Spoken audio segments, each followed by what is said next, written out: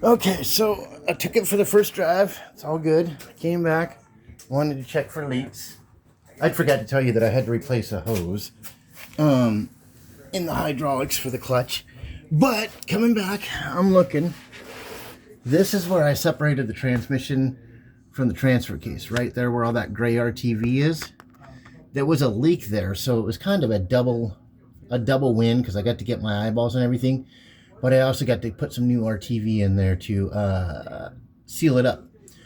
There's the drain plug for the transmission fluid, for your gear fluid that I put in. I put you in the best fluid possible that's supposed to give you the best shifts so it doesn't get stuck in gears.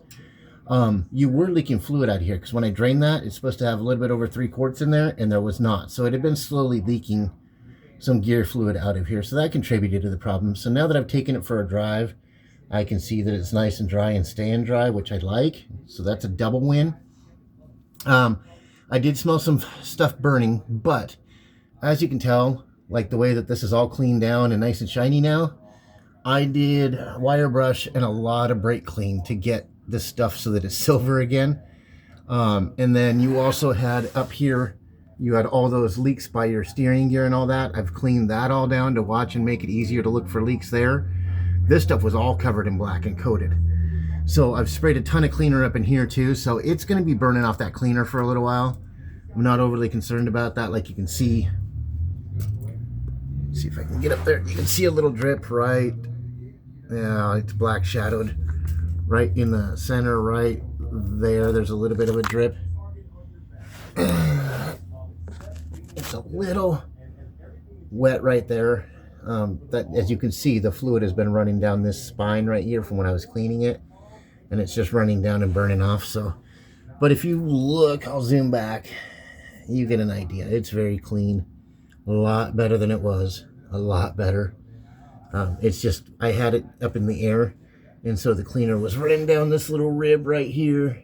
It's kind of wet, and it runs down and just drips down onto this stuff. As you can see, it's got a little bit of a drip since I parked it back here. That stuff will dry up. You've still got an active leak there, but now that I've cleaned it down, it'll be easier to find. I also saw that right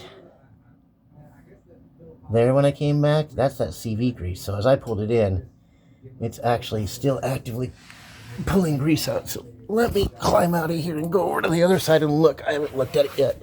I just saw that when I climbed under, so I'm pretty sure I'm going to see some fresh CV joint. Let's see. Oh yeah. Yeah, see, as I'm driving, it's just flinging it out of there. This boot is the one that I sent you the video of that's torn. Right there. So yeah, as it drives, it's going to keep flinging grease out. I cleaned some of it off, but you can see that it's been on the frame there for a while. So some of that is going to stink, along with the rainwater that's kind of collected on here. That's just clear water, rainwater from driving down the road. But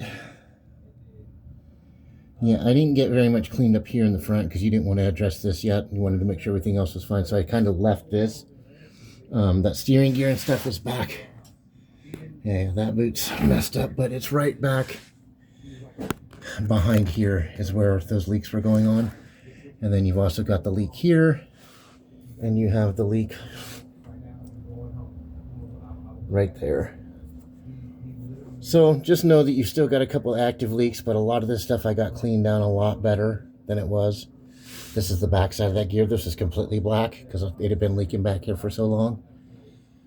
So just know that you're going to smell a little bit of cleaner coming. So, oh, my battery just went low, so I just lost my flash. Okay, there we go.